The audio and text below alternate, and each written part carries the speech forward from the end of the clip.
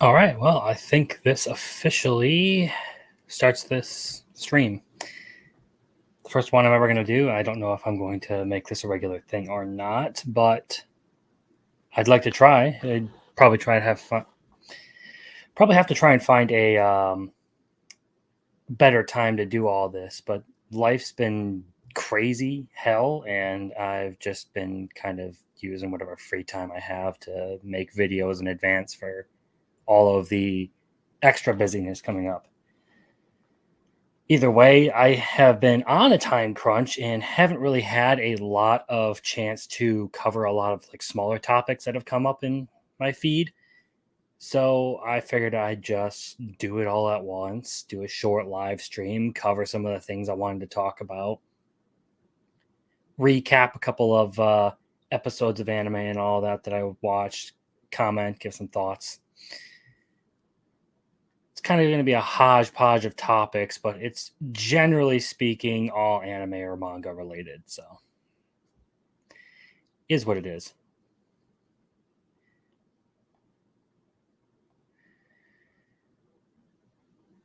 Well, I guess the first thing to do would be to get right into like one of the biggest topics that this whole week, this past couple of weeks, has presented us with. It's the live action remakes of everything that have been going on. And well, I mean, the One Piece one has gone pretty well.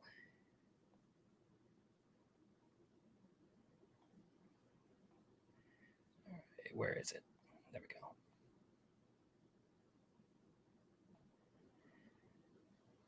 I mean, it's pretty clear here that the One Piece stuff has been doing pretty well, and I haven't seen it myself. I've been planning on watching it. All of this is just kind of a precursor, I guess. One Piece has been doing very well, even like people who are like diehard fans of the series. I see more conflict with people who are diehard fans of the series. People who complain like it's a good show, but kind of a bad adaptation, so to speak. And I think all the good that has come of this has been the fact that Oda has had these people on a leash the entire time, and he's been like a tyrant over how everything is adapted, which really should be how these anime adaptations are done. That's probably why a lot of them in the past have failed, is because the original creators have just kind of walked away from them. But like, I see a lot of people as far as like the One Piece live action adaptation have started really to enjoy the series. Like I've seen a couple of people post reviews. Like I watched the first couple of episodes in the anime, liked it, thought the world was pretty good. Then watched the live action, and the live action was really good. Makes me want to watch the actual original series. And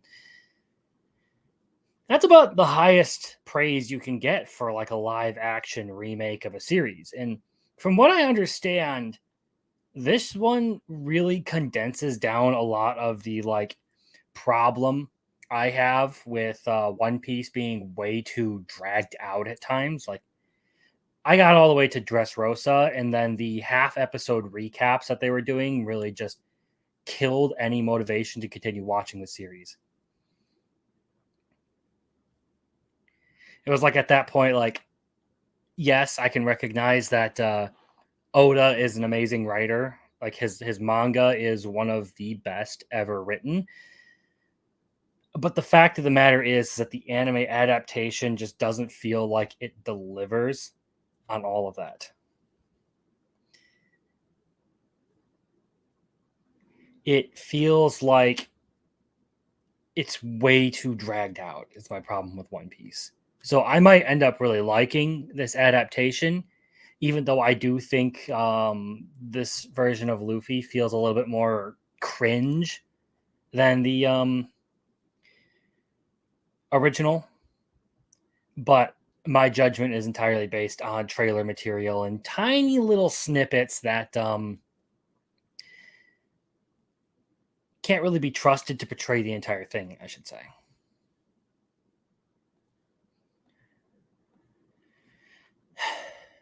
So yeah, it's one of those things where, as far as the live adaptation,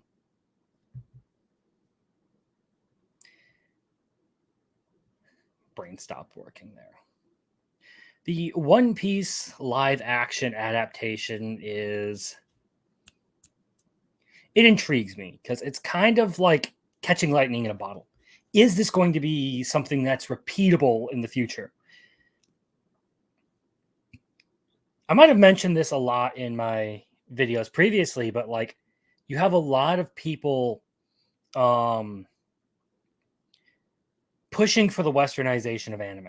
You have like art fixers and Twitter lifers who spend their whole time complaining about like Marin Kitagawa and My Dress Up Darling. Like, someone save her from this series. Those tweets always make me laugh. But like, the reason people like anime is because it's not westernized. It's something different. It's something that's committed to like good storytelling. And I'll be damned, Oda does a really good job at storytelling. A lot of like, I think the most notorious Netflix remakes or Netflix live action adaptations have been the Cowboy Bebop one, which was universally panned, and I love Cowboy Bebop. I think the movie is one of my favorite animated movies of all time.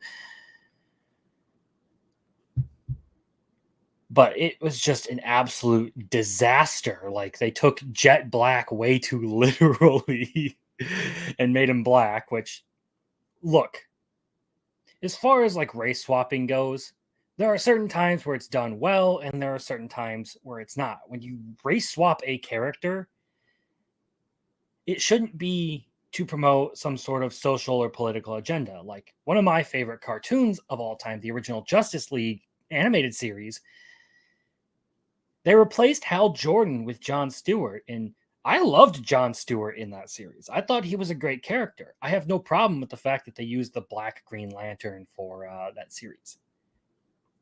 I know a lot of people complain like he's not the original and yada yada yada, but I don't know. It really didn't bother me all that much that Jon Stewart was the Green Lantern in that one. I mean, if you watch the Superman the animated series, they even go with the third Green Lantern, Kyle Rayner, instead of Hal Jordan.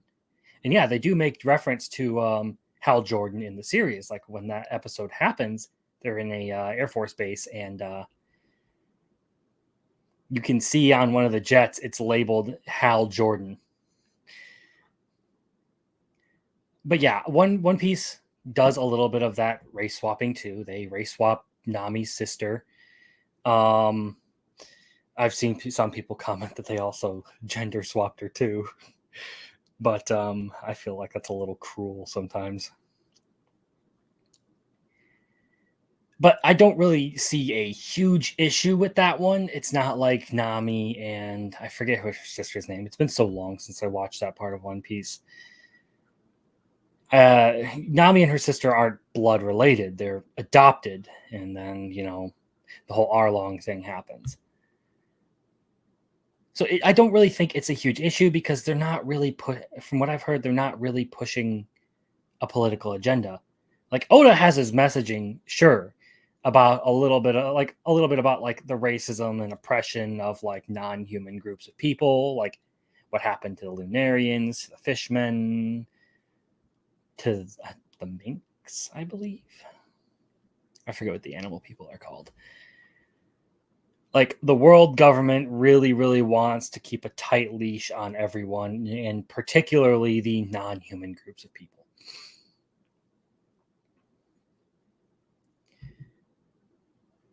But yeah, back to the whole like westernization thing. The issue I find a lot with like people really like wanting to like change anime for the West is the fact that anime became popular because of what it is, not because of what it can be. I mean, you don't really need to change much about Dragon Ball Z for Dragon Ball Z to be huge. As much as I think Dragon Ball is wildly overrated, it's not a great story. The action, for the most part, is eh. And it's really just one giant hype train that really gets you going. And it's effective at that. It makes it fun to watch, but it's by no means some amazing piece of creative work. Trying to westernize something like that results in Dragon Ball Evolutions. That's the word I'm looking for.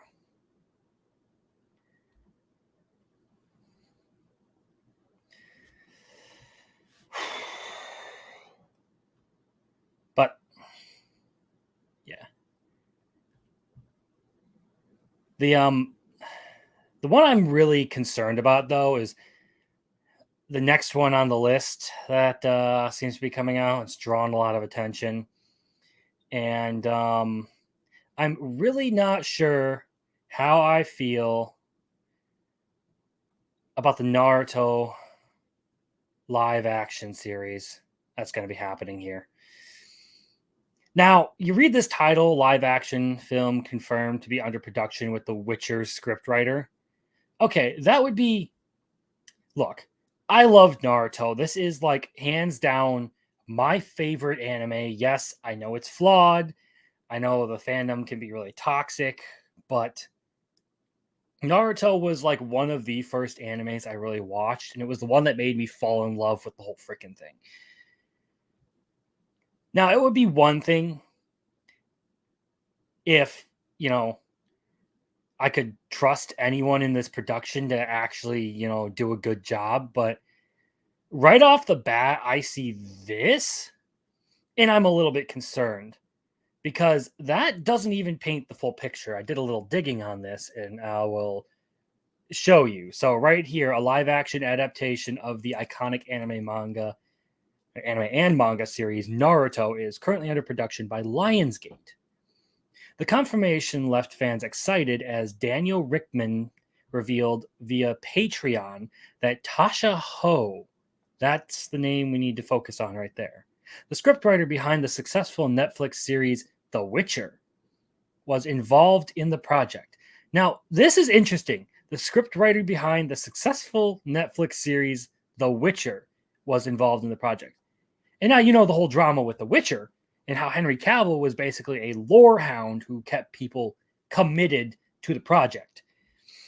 He was the one who drove everything that was actually Witcher-esque in the series, while they wanted to make like Yennefer and Ciri the main characters. I kept up on the news. I am not like a huge Witcher fan. All I know is all the drama surrounding Henry Cavill leaving and the third season not being all that great.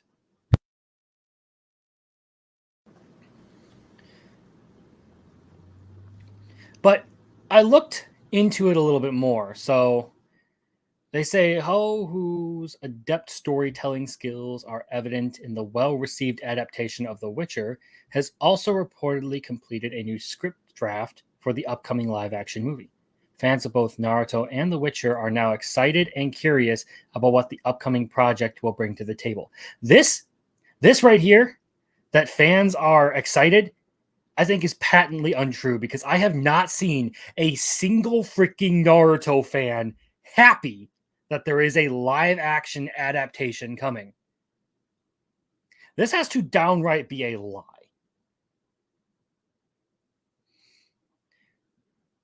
Anyway, so this is the part that really makes things interesting.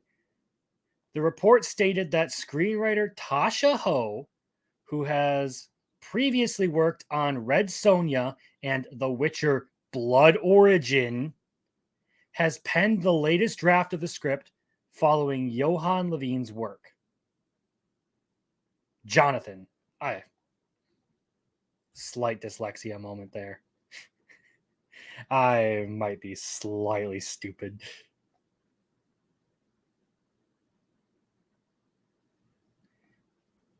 Anyway, so she didn't actually work on The Witcher. That's the thing we need to focus in on here. She didn't work on the Witcher series. She worked on The Witcher Blood Origin. And if you know what The Witcher Blood Origin is, it is the single lowest rated TV series to ever hit the public. People hated this thing. And Tasha Ho is credited with writing, guess what? She co-wrote one singular episode of The Witcher. That is why this whole thing reeks of failure already to me. That is why I have no hope for the Naruto live action adaptation. They come out trying to like preach to you like, oh, this writer's so great, this writer's so great. She wrote one episode. She co-wrote one episode of one of the worst series ever. That's her credit. Not to mention the fact that unlike Oda, Kishimoto has to be kept on a leash or else his writing goes full on just I should probably scroll up. Or else his writing goes like full on batshit. Like the whole ending of Naruto was botched because Kishimoto thought he could do better without his editor. Kishimoto thought that his editor was holding him back, that he didn't need the help, and that's why we got Moon Demons, and then later, Boruto. I refuse to accept Boruto as part of the canon. I refuse. But I would rather watch Boruto than this live action mess that is going to ensue. Like 95%, like I would be willing to bet the odds are like 19-1 that this series comes out this movie comes out absolutely dog shit.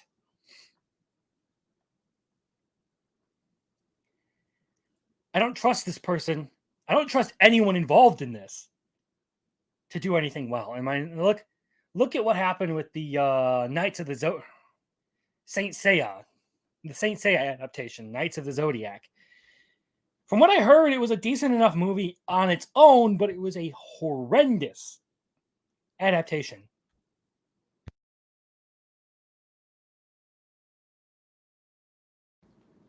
Excuse me there. Not feeling the greatest today.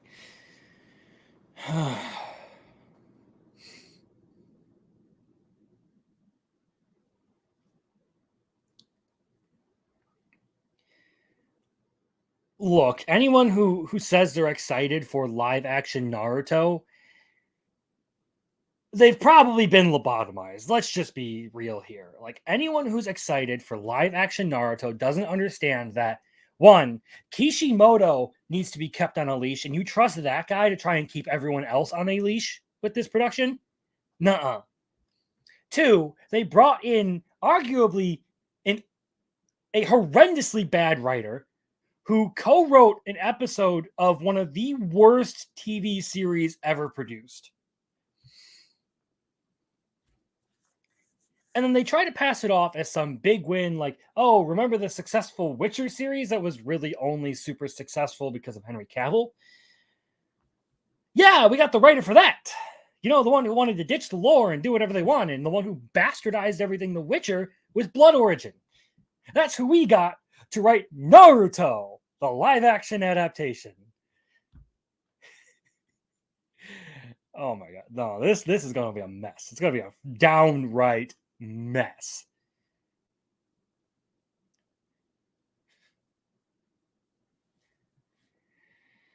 So, yeah, I mean, the live-action adaptations are going to keep coming. One Piece was the spark that lit the fire, and like One Piece could have been like the most mediocre adaptation, and it would have prompted more adaptations because the bar is so low on these live action adaptations that mediocre is considered fantastic.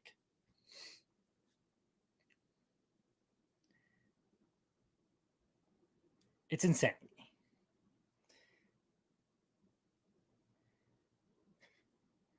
you like yeah, I think it was Yellow Flash who said it. Like, One Piece is going to bring about an age of like constant live action adaptations of anime. And trust me, a lot of them are probably going to be Death Note, Dragon Ball Evolution quality. They're probably not going to be great because I don't think a lot of artists, a lot of creators are as fiercely devoted to keeping their series intact as Oda is. Like, Oda was the parent with all the leash kids making that One Piece live action adaptation. I guarantee it.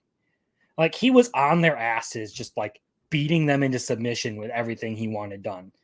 And now there are some things, I guess, like that slipped past. And to be fair, Oda said what he like all the characters were pretty much what he imagined for like their races and all of that. So I don't really think anyone has a right to complain at that point about race swapping and yada yada yada. I know people didn't like Shanks, who's arguably one of the coolest characters in the series. Like, why you do my boy Shanks dirty like that? But Mihawk, Zoro, Sanji, everyone seems to like them. I've heard a lot of praise for the guy who plays Luffy, making it a really charismatic and fun character. I don't see any of that happening with Naruto. I don't see Naruto getting a really, really good adaptation, especially because judging based on the posters and stuff, it looks like they're going to be doing the Fourth Great Shinobi War, which is where things really, really started to go sideways because moon demons. And that's what spawned Boruto, which no. No. Uh-uh. I refuse. I do not accept Boruto.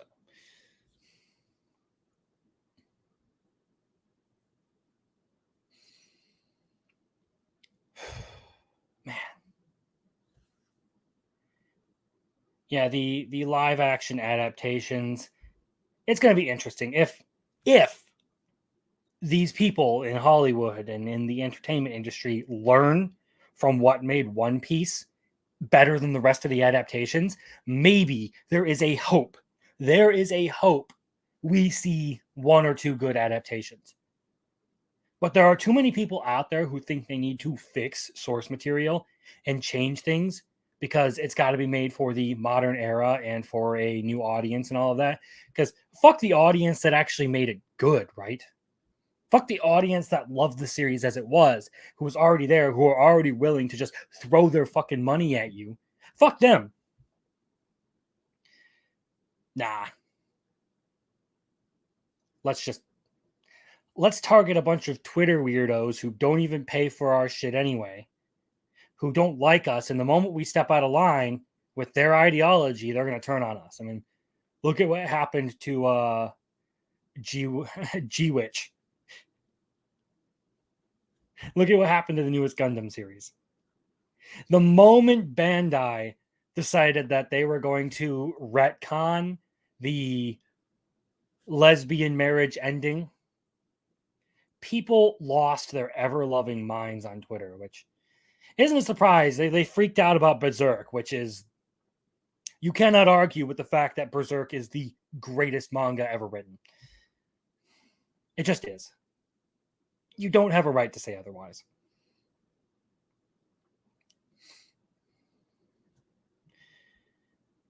Trying to cater to Twitter is going to cater to Twitter and to award ceremonies and their peers is what's going to kill these live action adaptations. It's what's going to be the problem in the future. They're going to basically flip the bird to the fans who actually made it because these people don't actually like the fans. They're too narcissistic to love anyone outside of themselves. They're going to make it for them and their peers and for all the praise they want to get from people at award shows and in their own little circles. It's not going to be a fun time. Is there a chance that I'm wrong and that Naruto live action actually turns out really, really, really good? Yeah. but I feel like I have a better chance of getting hit by a meteor than that happening.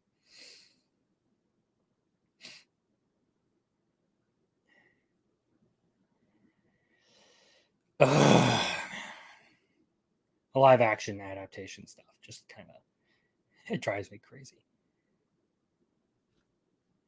But enough of that. I mean, there have been a couple of trailers that came out recently that have really like gotten me hyped. So coming up at the end of this year and the beginning of next year are a couple of anime I've been like really looking forward to, and one of them is I gotta share my screen here.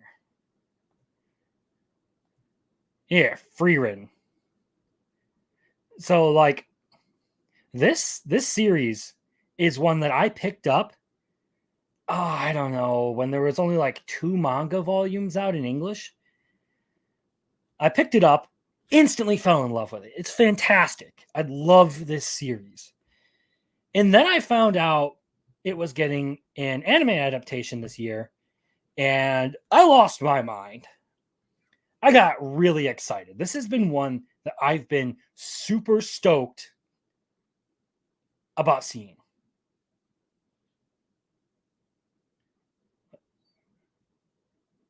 What the?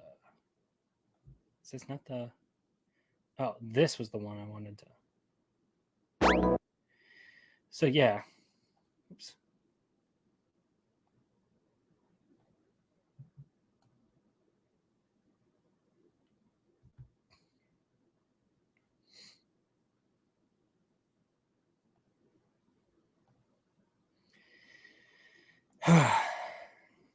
Okay. So yeah, I have been really looking forward to this series, and I haven't seen anything yet that has made me really nervous about it.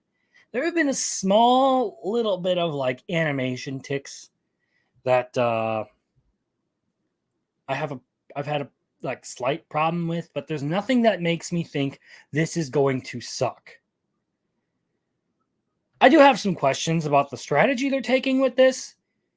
There are some interesting choices that people are making, but let's just get into it. I'll talk about that after the trailer because I haven't seen this one yet. I've been holding off because I wanted to do this whole reaction thing. I wanted to go over it. So I have no idea what I'm about to see here. 人間の寿命は短いって分かっていたのに。なんでもっと知ろうと思わなかったんだろう。君のこの先の人 Okay, right off the bat, if they keep that music, I'm really loving the music for all these trailers. Like, and it kind of captures that like nostalgic, somber tone that the manga has, but at the same time, it's like it gives me a bit of chills, like excitement, like thrilling kind of chills. And like, I really do like the art design for this. I think it looks nice. 人生は僕たちには想像もできないほど長いものになるんだろうね。そろそろか。それではお先に。私はもっと人間を知ろうと思う。Yeah, like I'm loving the art design. I'm only pausing here because I do fear the Japanese copyright lawyers. I'm not going to challenge their powers. Nuh-uh, not me. But like this, it looks good so far. It looks really good. And it sounds good too. Like I'm a big music guy. Like I find like soundtracks and OPs and all of that. Like I will go in depth to like find a specific song that I really like. This is like pressing all the right buttons for me. Oh, that pickup is awesome. 弟子は取りませんか。俺の弟子なんだ。魔法は好き。ほどほどでございます。俺の何がわかる。私と。Okay. Still looking good. Still sounding good. I mean, I get more excited the more I watch this. I love this. I love this thing. 同じだ。フリーレン。フリーレン。フリーレン。頼みましたよ。じゃあ行こうか。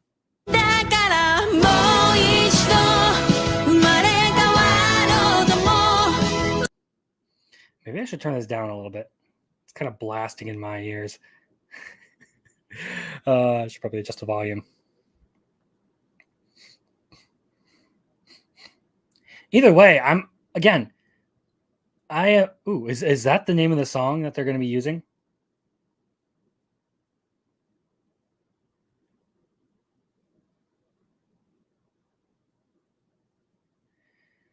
A Millet, huh? I feel like I've heard that name before somewhere.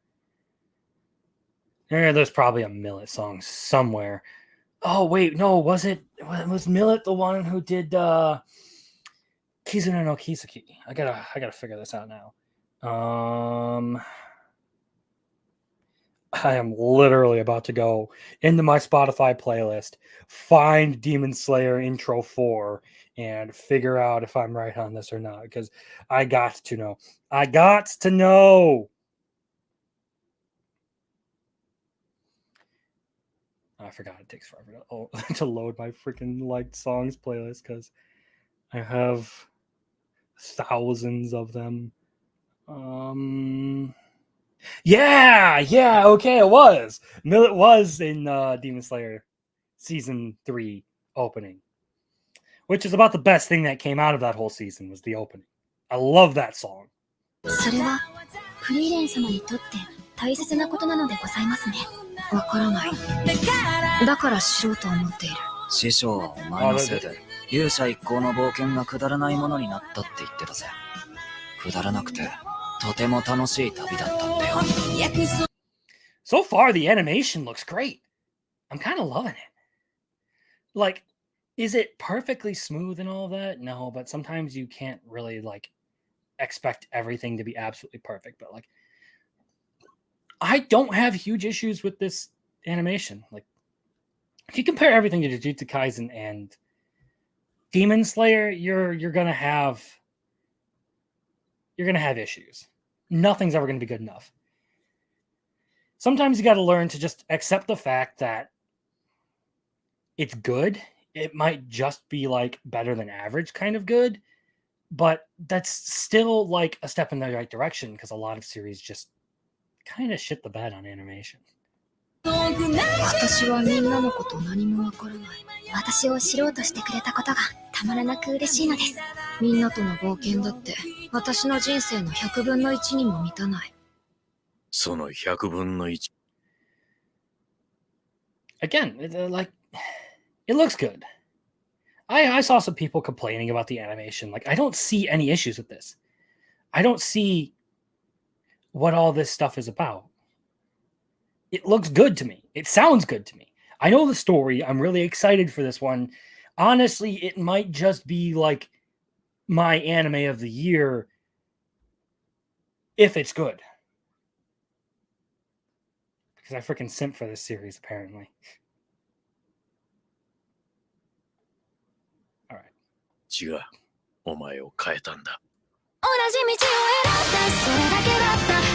Yoasobi doing another one. I mean, they killed it with freaking Idol for Oshinoko. And that series is great. That intro is probably one of the best intros for the entire year. Like, hands down, it is just freaking good. But the animation looks like it's getting really good here. So I'm gonna... Oh yeah, that looks good.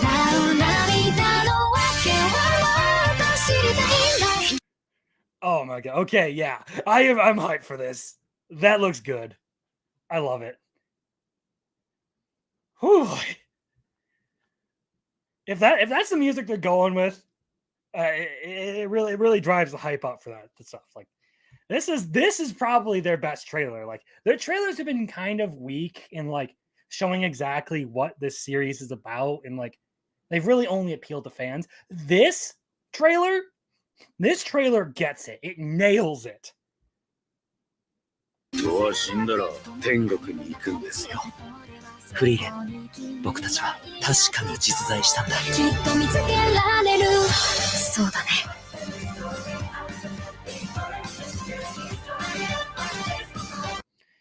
All right. Yeah, that was a good one. That was a good one. I really.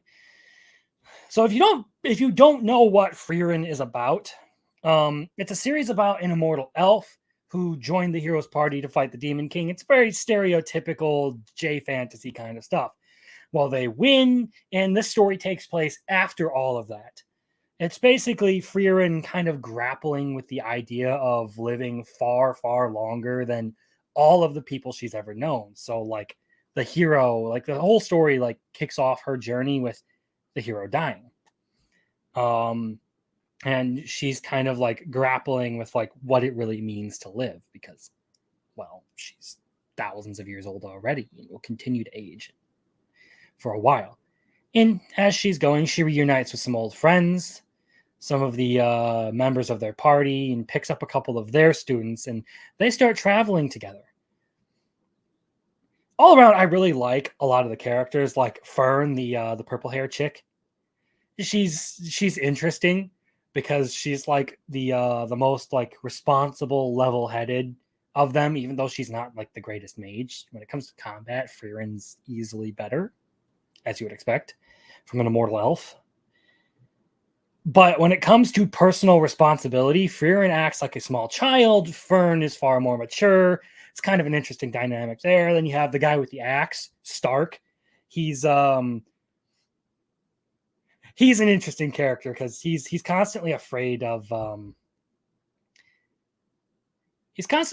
having to fight anything. But the moment he actually gets involved in a fight,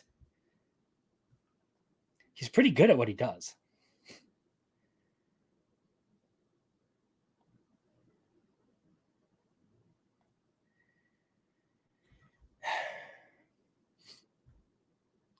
It's one of those series where it's not so much the action and the events that are happening, but like the story and the journey.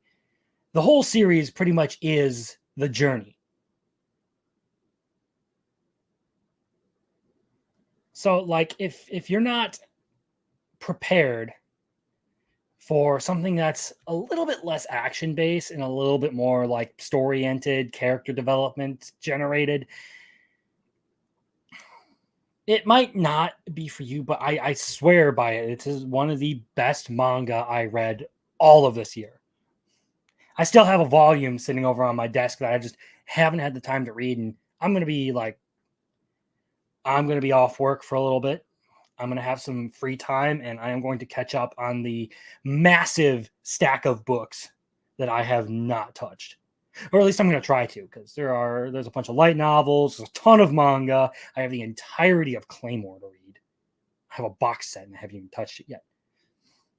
I also have some independent stuff that I need to get to, that I need to do reviews for my channel. Like I recently got this one. I saw it advertised on Twitter and decided, hey, why not? Might as well check it out. And like by the same guy, I got this one. It was one of those things where like the artwork and the premise intrigued me, and like these are not small comic books. Like the Monster MD one, this thing is like a good 3/8 half an inch thick. It's massive. So I'm excited to crack these open, but I'm kind of waiting for vacation to hit.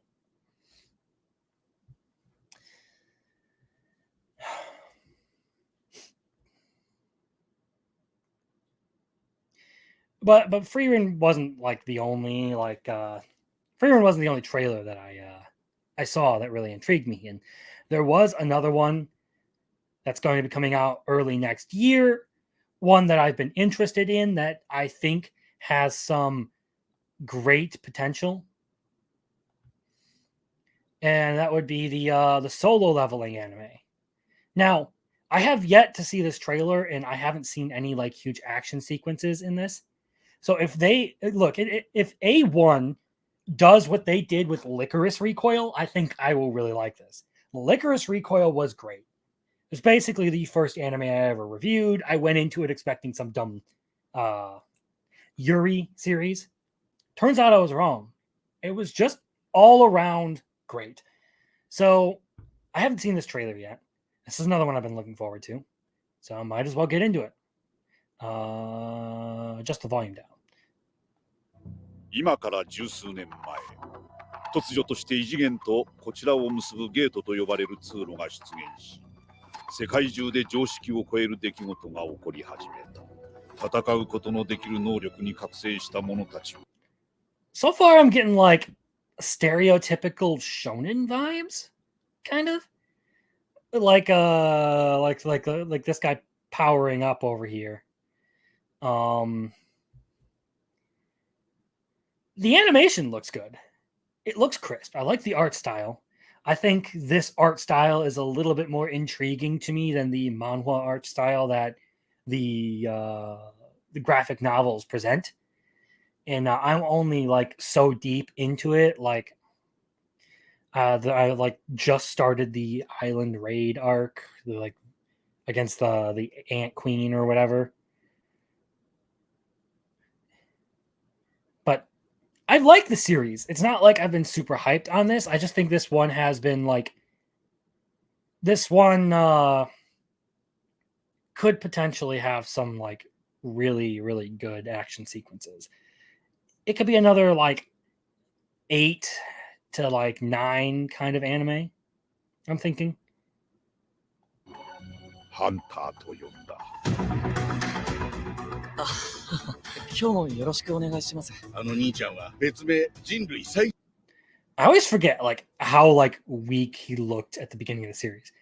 Like the dude is like scrawny and sort of like friendly looking. He turns into like a Giga Chad after the first arc of the story. I always forget his original look was just something else. 弱兵器なんだ。まさか意地張ってハンターを続けてるんじゃないですよね。いいんです。俺が弱すぎるだけですし、家族の中で働けるのも俺だけ。俺には金がいるんだ。行きます。シーヌさん、あの大きな石像。Again, I'm liking the art style on this. I mean, the music, I don't know, ain't striking me like the last one, but the art style, the character designs, I'm looking forward to this. It looks like it could be pretty good. I'm just waiting for them to like demonstrate some of their action sequence animation. That's what I'm really looking for here.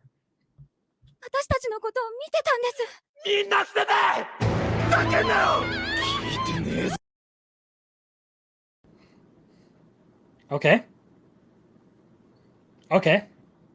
Again, I'm just pausing because copyright lawyers are a thing. I fear their powers. I've already been, struck once on my channel, and I only have 86 subscribers, so I really don't want to get hit with some like, stop, you've committed crimes against Skyrim and her people. What say you in your defense? 俺が知るか何が起きてるんだ。殺されるまだ生き残るんだ絶対に。I don't know. So far, like the action, it looks okay. Like, again, it's a trailer. Things could be totally different once we get to the anime, but like right now, I'm getting kind of like 6.5 to 7.5 kind of quality off of the animation. It's good. It's not nearly the worst, but like when you have stuff that you're competing against, like Jujutsu Kaisen this year, you really got to bring out your A game. Jujutsu Kaisen is going to be going for quite a while. I think it'll probably still be going when this starts airing in January, I think it was. But like, if you're talking about like generating a buzz, it's going to be hard with Jujutsu Kaisen airing at the same time. 俺なりに頑張ってここまで生きてきたんだ。もう一度チャンスがあれば。存じぬハンター、あなた覚醒後の覚醒をしたんじゃありませんか。覚醒後の覚醒、まさかこれ。I can't really critique the story because I've read some of the manga, and it's not particularly like this series ever had some like super amazing, awesome story. It's not the most amazing narratively, but it definitely is one that the narrative is strong enough to carry the series through its premise, and it does deliver some sort of entertainment value. Really, what I'm looking for out of this again is the animation, and so far, I mean, it looks like pretty stereotypical A1 style animation.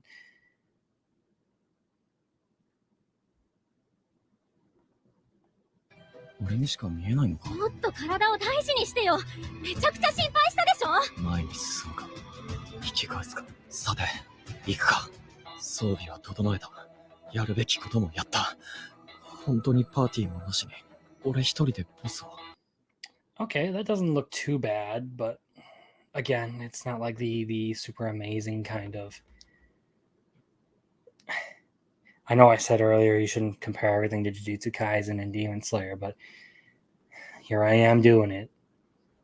Hello, Pot. This is Kettle. You're black. けどやるしかないんだ。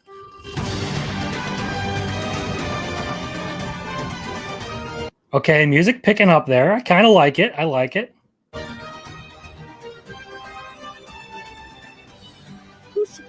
だろどうすりゃいいんだよ。弱いからあんなあだ名までつけられる。弱いから舐められるんだよ。熱く戦おうぜ。生きている限り。All right, that looks better. That looks a little bit more hype. I can get behind that. この上なきゃあって強くなれるのならこのふざけたルールにだって従って。 Was that CGI? 強くなれるのな。 Yeah, that kind of looked CGI there for a second, but it looks like good CGI at the very least. Like, 強くなれるのならこのふざけたルールにだって従ってやる。 all right. All right. You know, I still do look forward to this one. I still do think it could be pretty good. But I don't know. Some of the action looks like it could be a bit dodgy. Now, like, Frieren gets a bit of a different treatment because Frieren isn't like an action-based series. This one is much more of an action-based series. There's almost constantly some sort of fighting going on. And if you're going to do that, if it's all going to be about fighting, you got to deliver on the combat animation, or else it's just going to feel kind of boring.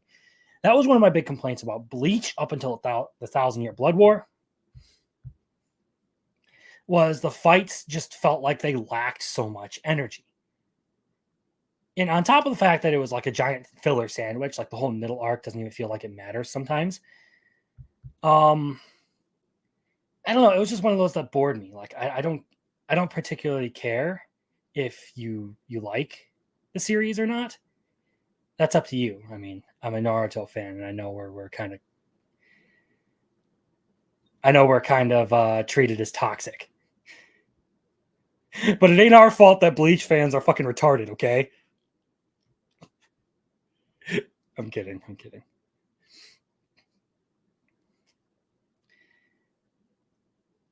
Like, it's one of my like things about anime is like actually having like a halfway decent like combat structure. Like you'd start talking about like choreography and action or in animation and the flow of action. Bleach never really delivered to me. There were times in Naruto where it was dodgy, but a lot of the times they had pretty good choreography. Sometimes they even had spectacular animation, like the Naruto Sasuke fights, the Kakashi Obito fight.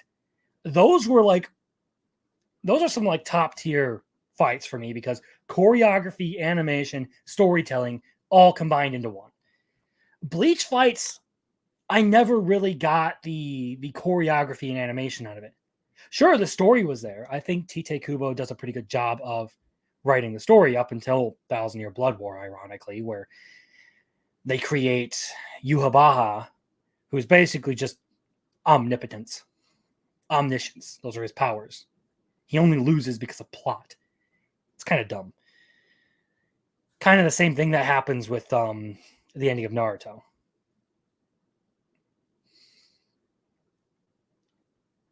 Bleach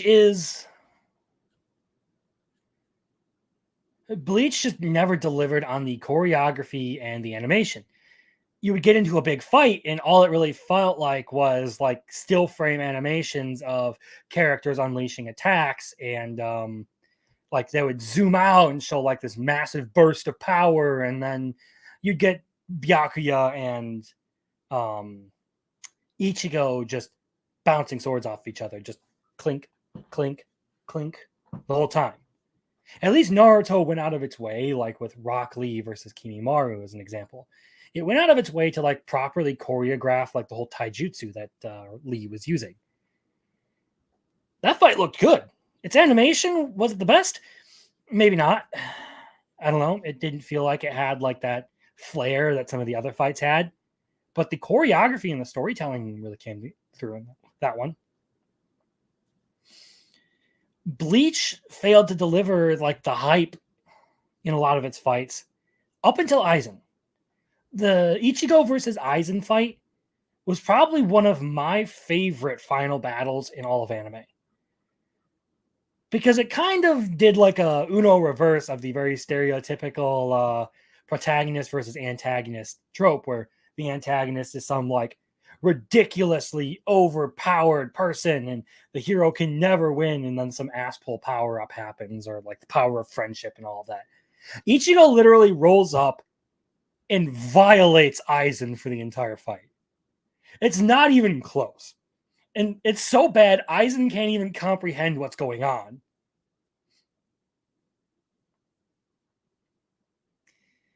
Then Thousand Year Blood War rolls around. The animation gets better. The choreography gets better. But there are still some, Bleach fans saying that, well, the choreography has finally surpassed Naruto and One Piece. Well, One Piece choreography isn't, the most amazing up until Roof Piece. And Naruto just straight up has some like great animation and choreography combination. And that's a lot of like, because I watched those two before I watched Bleach, Bleach felt kind of like boring to me. Kind of was what it was.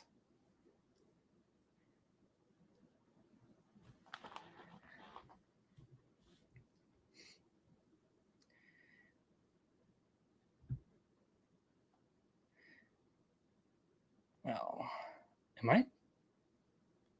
Oh, oops. Nope. Stop that. We're done with that. I guess it's getting on into some of like these smaller topics, things that like I couldn't quite make videos about, things that I found out recently or just like decided to watch. And one of those was an anime that I still don't quite know how to feel about. If you know what this is, you probably understand if I say just embrace the cringe. This series was, I don't know how to describe it. Because on one end, it's like the guy, I hate him. He's kind of really freaking annoying, but he does have some redeeming qualities, or he doesn't do the whole like stereotypical romance, like he doesn't do the stereotypical romance guy thing where he doesn't realize he likes someone until like way later in the series. Like he realizes episode 3 that, yeah, he's in love with this chick. But really the only reason I continue to watch this, because otherwise it's just kind of cringe, the main character. Oh, the only reason I continue to watch this is because of the female character, this lady. She's very endearing, at least to me. She's kind of like, she's really dorky, quirky. She's unusual. Like you wouldn't expect like she's just all around unpredictable. She's one of those characters that really catches you by surprise, and like this guy, he's cringe. I don't like him. he sits there obsessing over like how he's going to go on a rampage and murder a bunch of his classmates, and he suffers the whole Chunibyo thing. She's actually fun and engaging.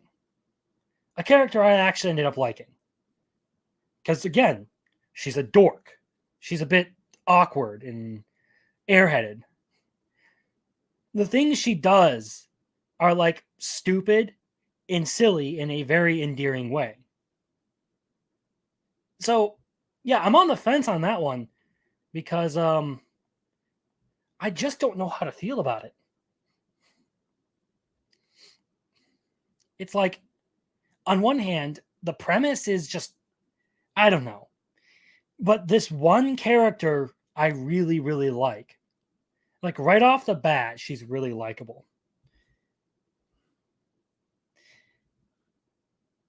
So yeah, I don't know how to feel about that one.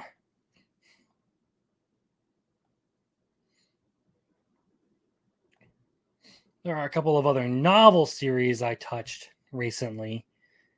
That I had some like thoughts on that I was just gonna kind of put out here on the stream.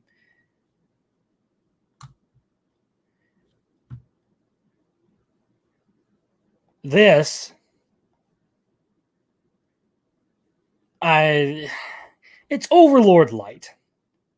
Look, it tries to do the Overlord thing where the main character is some like all-powerful evil boss. But the fact of the matter is that it just kind of comes off as cringe because of its premise. It tries to do this like a Game of the Gods thing, but every faction is based on some sort of game. So like this character and all his powers and abilities and his whole setup are based on like strategy games. Like turn-based strategy games. Kind of like Civilization. There are other characters who are based on stuff like D&D. There are other characters who are based on like RPGs. The premise kind of sucks. There are some interesting developments, enough to make me at least want to like finish volume 4. But like I got into volume 3 and they started killing characters that had like hardly had enough time to you'd hardly had enough time to get attached to those characters. And they tried to make a huge deal out of it, but it didn't really feel compelling. And there were some like really odd developments, like they were trying to like set up some characters to be like fan favorites, and it just wasn't working. It just didn't end up working.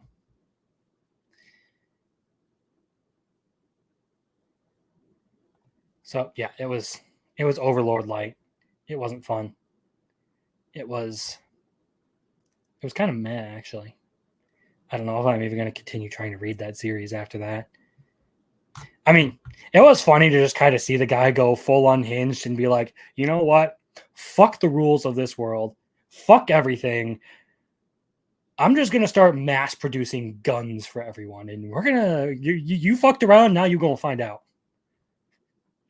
That much was kind of interesting. But I'm not in the slightest interested in the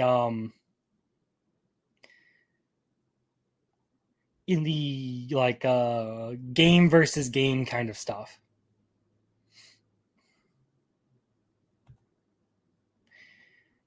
This is the next one that I wanted to kind of cover. This is one I've been reading for quite a while now. One that I actually think is pretty enjoyable. And if you haven't seen this one, I don't really think it's like a huge deal, but it is a light novel series that I have enjoyed. And I picked it up when I was on a trip one time and I needed some like reading material. I saw volume 1. I'm like, you know what? Screw it. I'll check it out. Seems kind of interesting. And it does kind of copy a bit of Guts from Berserk. I guess that's kind of why I liked the main character a little bit, but he is very different in personality. Like Sure, they're kind of like, it seems like Loren, I forget how his name is pronounced. He seems really, really based off of Guts, but ends up being a much different character, and the whole story is basically just his whole battalion got fucked. He ends up in debt to some priest who's not a very nice person, and she uses the fact that he owes her money to basically lead him around on a leash, and it results in all sorts of trouble, and none of their adventures ever really go all that well. So yeah, I enjoyed it. I expect it'll probably see some more attention in the future. It's okay enough, and with the way everything, like, series that aren't like half as good get anime adaptations, it'll probably see some attention in the future.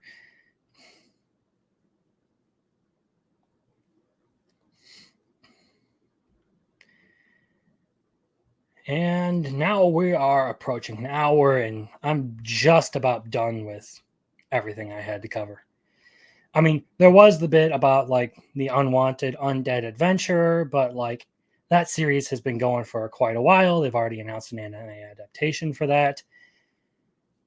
I guess it's an intriguing series. It's not the most amazing, but like it kills time, I guess. It kills the time. Will the anime be any good? I probably not. It'll probably be one of those like mediocre sorts of anime when it ever comes out. I don't even know if it has a release date. All I saw was that it had an anime adaptation at one point. And I mean, 11 books in, I guess the story has been kind of all over the place. I mean, you have a guy who's basically been turned undead by some random cycle of events that he can't explain. He doesn't know exactly what happened, but things get like fuckier and fuckier the more he finds out like just exactly what his powers are. He has some unique abilities. Basically, he starts off his life as some like below average dude trying to become like some great warrior, but never ends up actually achieving it in his first life. Then he gets swallowed by a dragon, turned into an undead monster, and from there he just kind of powers up. The premise isn't all like that creative. It's just the fact that the world feels like deeper and deeper the more you get into it that keeps making me read. Like every time I pick up the book and it explains something, by the time it gets done explaining, it leaves you with it leaves you with more questions than you had before. Like you end up with more information that leads to cliffhangers and dead ends, and you don't know exactly what to do with it or how it's all going to tie together. It's cleverly written, that much is for sure. And the characters are at least somewhat fun. They're interesting. They feel a little bit more bland than you would find in most anime, manga, light novel kind of stuff. Like they're not ridiculously over the top. They have their own like quirks and stuff, but for the most part, they don't seem outlandish, which is interesting.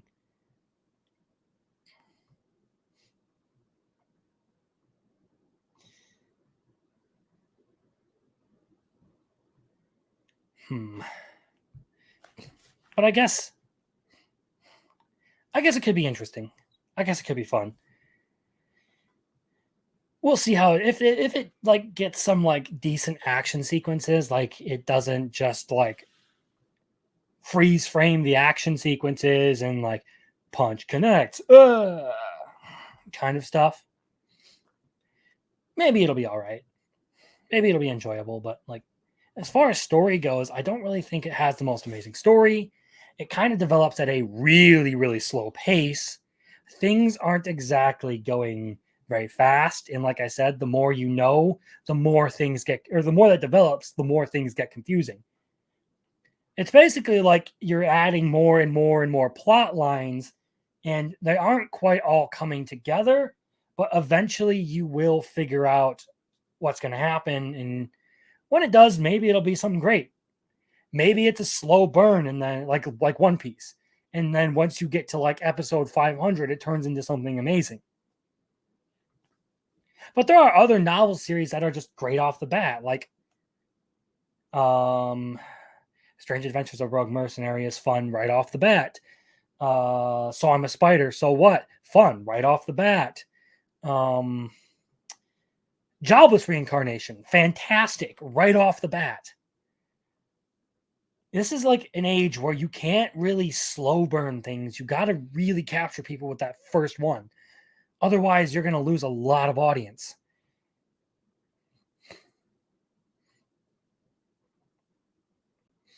Like, there needs to be like some sort of like major hook in the first act that gets people to really pay attention to it. Otherwise, it's probably not going to last. We'll see. Oh, and there was one last thing about the Frieren I forgot to mention, and it's one that kind of concerns me about the anime.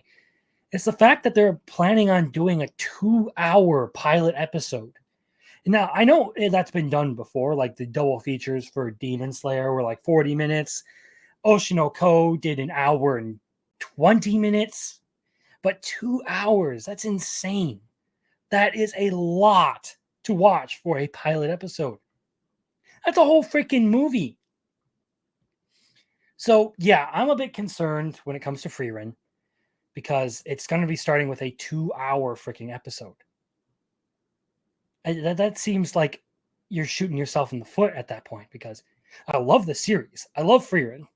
But how long can people actually sit through in a single episode of anime? You might as well just say, hey, we're doing a movie to premiere the series, and then we're going to do an anime after that. But no, they're treating it like an episode, and it's going to be 2 hours, from what I understand. It just seems like a really, really dumb idea to do something like that.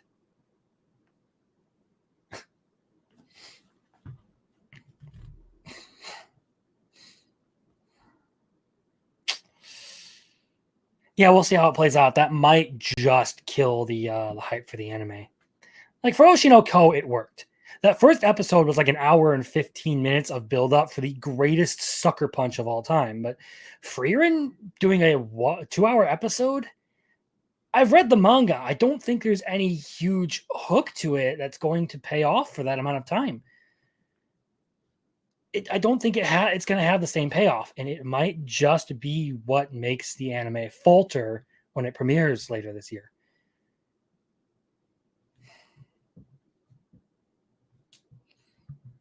But if on the contrary, it doesn't, if it ends up being, a hit, and this whole 2-hour episode movie thing works for them, hey, it could be a really great anime.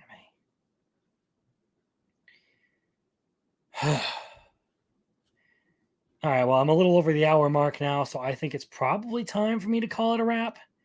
I do have things to do later today, and probably some things I should be doing right now, but I wanted to get a lot of these thoughts out of here, try streaming, try doing this thing on my own. Maybe I'll try and get someone else in on this in the near future. See if it won't just be me sitting here talking on my own, rambling in incoherent patterns about different things, and maybe find a better time to do this. Either way, well, I hope to do this again. I hope to make it a regular thing. I don't know if I'm going to have the material to do that, though, so.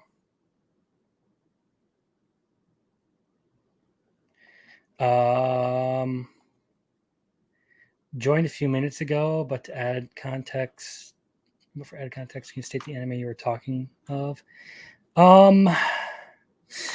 I don't know. I was talking about a lot of things all at the same time. Just recently, I was talking about Frieren in the 2-hour pilot episode they're planning on doing, at least from the promotional material I saw. If you're talking about when I was talking about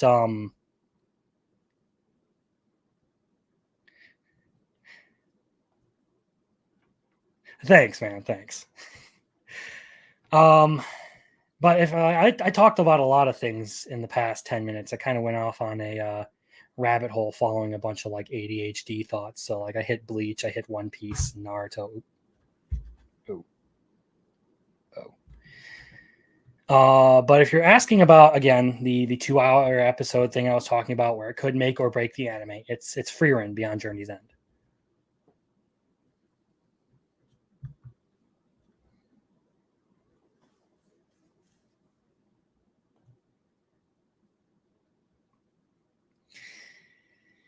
Man, I hope that helps.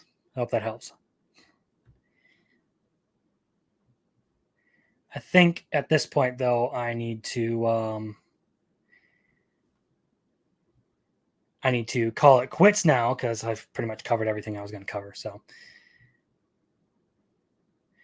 thank you, Paul Phillips, for showing up and commenting. And I've seen people jumping in and out this whole time, but like, I didn't even expect to get anyone. This was just something I was doing so I could clip it later. Figured I might as well stream it. So